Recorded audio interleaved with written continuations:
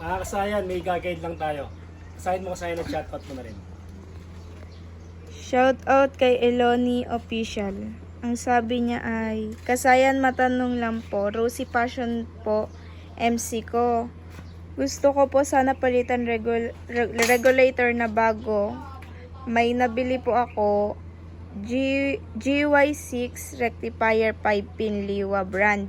Paano po i-wiring? Salamat po. God bless. Nag-comment siya sa Rosy Macho 175. Pag nagpalit ba ng regulator rectifier, battery operated na. Ito siya kasayan ha. Bali ang sample natin dito ay Rosy Macho 175. Wala tayong Rosy Passion pero marami tayong video ng Rosy Passion dyan. Ito siya kasayan ha. Punto ko sa voltmeter natin.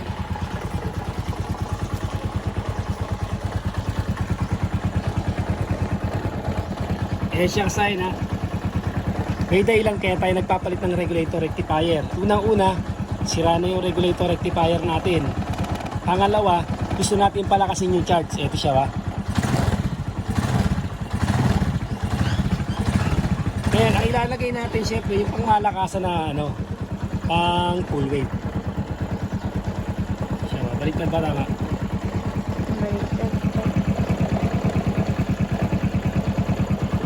Ito kasi tignan nyo ha, wala din tayo nag-idle. Ayan yung reading niya. Kasinin nyo ha, yung reading.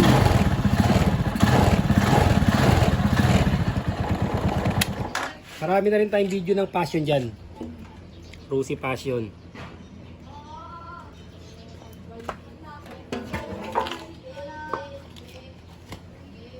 May ano rin tayo dyan, merong power uplines. Ito siya kasayan na, ito yung papalitan niya na charger.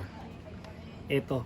Bali ang gagawin nyo rito, pag magpapalit kayo ng charger, halimbawa siya, hindi siya plug and play. Kasi mas malapad yung nito, yung pinakasakit nito, iba. Iba yung sakit. Hindi nyo na kailangan pang kumuha nito. Maglagay ng ganito. Ang kailangan nyo rito ay, dito nyo siya puputulin. Yan, dito nyo puputulin ha, pag magwa-wiring kayo ha. Para maiwan tong sakit niya. Para di sakit pa rin siya. Dito kayo magpuputol. Hindi rito. Pero pwede nyo rin siyang irekta ha, wire to wire. Yung iba ganun ang ginagawa pag hindi, rekta lang wire to wire. Pero kung okay na okay pa naman yung sakit nyo na lang siya para di bunot lang siya. Kagaya niya halimbawa Ito kayo magpuputol, tas dito kayo magwa-wiring. Ito yung sample natin Mapapansin nyo dyan, meron dyan isang nakahiwalay na ito. Kung halimbawa hindi ito nakahiwalay, ang ginamit niya ay 5-pin 5-pin. Sa iba kasi 5-pin to. Nakasuksok to. Nakasuksok na ganyan Ang gagawin nyo, hugutin nyo siya. Hugutin nyo yung kulay red. Yung kulay red siya. Tapos pagdating dito, ang kulay ng iba violet. Nagiging violet to. Pero ito lang tandaan nyo yung red white. Hugutin nyo siya ba? Yan. Ito ang una nyong gagawin, ganito. Hugutin nyo to. Tapos dito, yung color coding, pag kulay-kulay lang siya. Kulay-kulay lang yung mangyayari dyan. Halimbawa, ito. Yung kulay pink. Ito tignan nyo yung kulay pink. Yung kulay pink, siya yung charging. Ang charging naman ng regulator na to, ay kulay white. Kulay white Pwede rin naman para hindi kayo malito, unahin nyo yung magkakakulay. Ito, unahin natin sa ilalim kulay red. Ito yung kulay red Ito yung red. Yan. Ito yung red Ilalagay natin dun sa ilalim, yung red. Dito. Tapos yung dilaw. Sa ilalim din. Ayun, yung dilaw. Nasa ilalim din yung dilaw. Ito. Tapos sa ibabaw niya ay merong green. Ito yung sa ibabaw niya. Ayun, yung green. Ito yung palatandaan yung suksukan. Tapos yung kulay pink, yun yung ilalagay yung kulay white. Ayan siya Kulay white, yan yung ilalagay. Simple lang to kasahin. Tapos lagay nyo na siya. Ayan. Pag nailagay nyo na siya, okay na. Ito, wala tong connection. Mawawalan to ng connection yung isa. Ito mawawalan to ng connection. Itong isa. Ang gagawin natin dyan, isasama natin to sa kulay black. Ito kulay-kulay ha, huwag kayong mag-ano rito. Kulay-kulay lang to. Kung alin yung di magkakulay, yun ang pagsamahin nyo kasi kadalasan kulay pink. Ngayon, pag natapat naman na dalawang dilaw yung nabili yung GY6 kasi nga full wave, dalawang dilaw, kahit magkabaligtaran sa kulay pink at saka kulay dilaw. Kahit magkabaligtaran pag dalawang dilaw. Halimbawa, dalawang puti, ganun din, kahit magkabaligtaran. Charging pa rin yun, walang problema. Kasi, ibig sabihin yung full wave. Yan siya. Nagkakulay-kulay na, okay na. Dito na lang tayo ngayon. Siyempre to, alisin na natin to. Dito rin natin to ipopesto yung charger. Dito rin siya nakalagay. Ganyan na yung pinaka pwestuhan yan. Tapos, kukuha lang tayo ng wire. Hanapin natin dito yung accessory wire. Ito yung accessory wire, oh. Ang accessory wire ay kulay ito kulay black. Ito ha. Titingin tayo kung saan malapit, doon kayo maglalagay ha. Gamit tayo ng ano. Ang ating test light.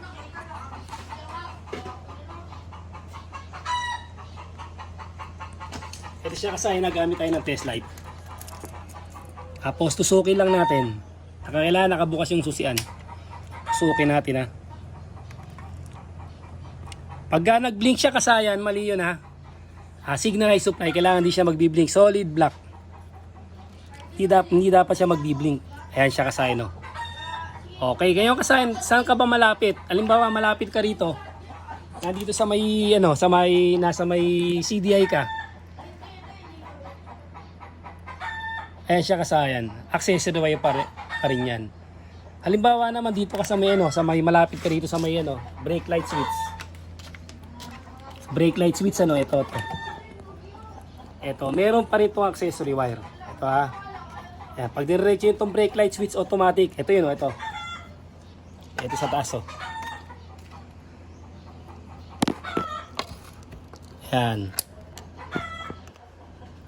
Yun meron pa rin siya accessory wire.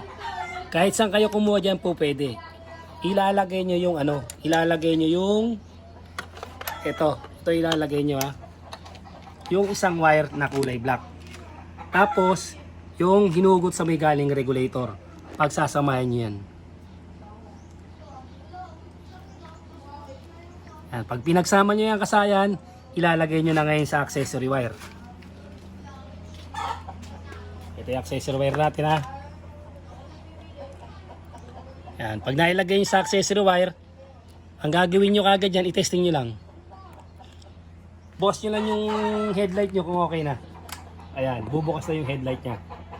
Hindi na siya regulator drive. Battery operated na kagad siya. Tapos, buksan natin. Saka buksan natin ha. Yan na yung niya ha. Tingnan nyo ngayon yung charging niya sa ha. Kumpara nyo sa kanina. Kung nag-charge ba siya ng kasayan ha. Tingnan nyo yung makikita nyo kasayan na mas malakas na sa mag-charge. Yan siya kasayan ha. Dahil napalitan na natin ito. Pero kung ganito lang din ang papalit nyo, gano'n lang din magiging charge. Kaya kung magpapalit kayo kasayan, automatic upgrade nyo na kagad. Huwag na to. Huwag na kayo ibalik sa stock. Dito na kayo sa mas malakas mag-charge para mas maganda yung charging ng inyong motor.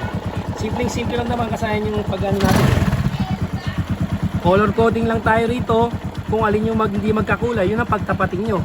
Tapos, yung kulay black ng regulator, isama nyo sa pinaghugutan nyo sa isang regulator na nanggaling sa red na may lining na white.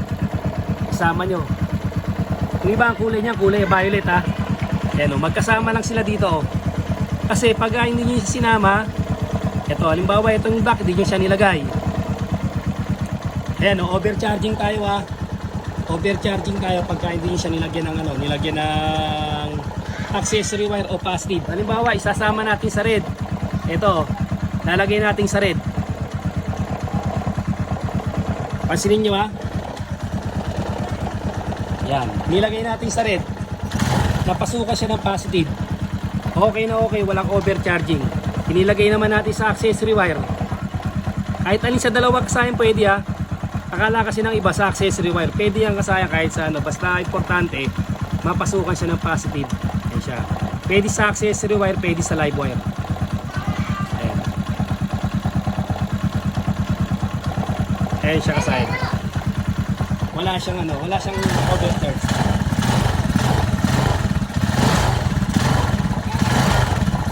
Parehas to kasayad ng Passion, ng MP, ng Surf, ng Rusi SS110. Parehas lang siya. Tsaka yung mga ganitong regulator. Sana yung nakatulong to sa ating kasayan na si Eloni Official. Hanggang dito na lang mga kasayan. Salamat sa panunod.